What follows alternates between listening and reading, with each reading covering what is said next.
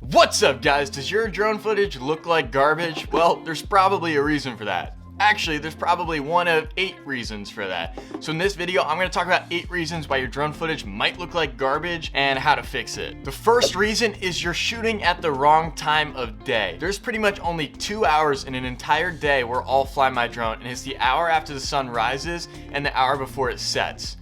Actually, I don't wake up for sunrise, so only 1 hour a day, the hour before sunset. Now, there's a reason why those 2 hours in a day are called golden hour. And well, the golden rule is if you want great footage, shoot during those times. Now, when it's noon and the sun is high in the sky, it's super bright and it's just blasting your drone's sensor, and you're always gonna have to decide whether or not you want the sky overexposed and the ground exposed correctly, or vice versa, and it's not gonna look good. But later on in the day, around sunset, the sun starts to soften out and it gets this beautiful golden color to it that makes for some amazing shots. I mean, just look at these shots that I got with my DJI Mini 2 on the boat last night, and that's all because of the time of day. So when in doubt, shoot at sunrise or sunset. Number 2, you're not using ND filters, specifically in video. You have to be using ND filters. Now, if you know a little bit about filmmaking, you probably heard of the 180-degree rule. That just means you want your shutter to be double your frame rate. So at 24 frames per second, you're gonna set your shutter speed to 1/50. But a lot of drones like the DJI Mini 2 and the Mavic Air 2 don't have a variable aperture,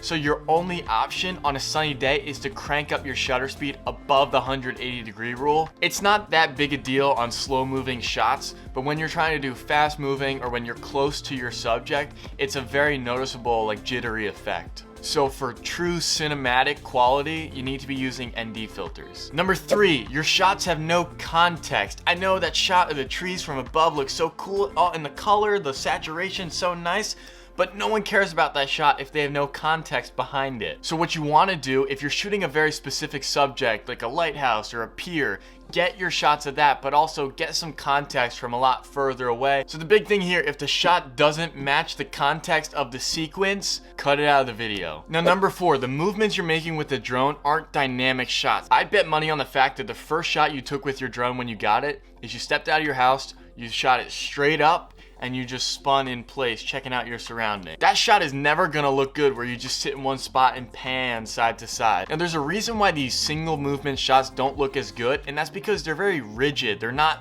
pleasing to the eye. Now, a better shot is to combine multiple movements together to make a more dynamic video. So instead of just sitting the drone in place and just circling it right there, why don't you combine 2 movements together and move the drone side to side while you're also spinning in place? Or if you just want to fly the camera forward and get a shot of that, why not combine the gimbal starting down so you can have a push in while you're tilting the camera up? That's a more dynamic shot. Now, number 5, you're too careful. Disclaimer, I'm not responsible for anything you do with your drone. So even though I'm telling you to be less careful with your drone, be reasonable. But what I mean is, you think that your drone is the size of a helicopter, right? But these are small drones. You could fit in a much cooler and tighter spaces than you would be able to with a helicopter. It's like when you fly with your drone, you have this bubble around you that you don't want to get any obstacles within. But once you've gotten to a point where you're comfortable with your drone and you're comfortable with the controls of the drone, you could start introducing some more interesting shots. For example, the fly through is one of my favorite shots. You see Sam Colder do this all the time, and he flies through objects in very tight spaces. The big thing when doing a fly through shot is only do shots where you can see with your eyes. You don't want to be looking at your phone screen because you're always going to be delayed with your movements.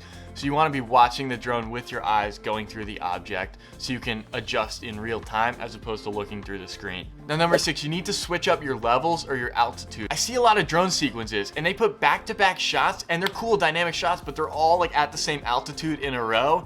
And that's not gonna look good because it looks super choppy, like these were all attempts at the same shot. So what you need to do, if you wanna do a high shot where you're panning down, then switch it up and start from a lower place. Just a good rule of thumb is each shot should be at a different altitude level. You can cut back to that high altitude shot, but you want that to be a few shots down the line in your sequence so it doesn't just look like one shot that you took a bunch of attempts at and you're just giving them all to us. Now, number 7, you're cutting your clips off at the wrong times. I understand if you want to get one long clip so you can take different pieces of it to use in your sequences, but I'm sure you're all familiar with the shot where someone's pushing in and they're panning the camera up, and then they reach that point where the gimbal can't tilt anymore, so it's just a harsh stop, and then they keep going. So you want to cut that shot right before the gimbal hits that abrupt stop, so it's not like a jarring experience for the viewer. Now, number 8, there's no subject in your clips. I can't stress this enough. Every shot should have some sort of subject. It doesn't have to be a person, but just some subject at the center of the frame or that you're tracking. And again, that's why those shots where you sit in place and you spin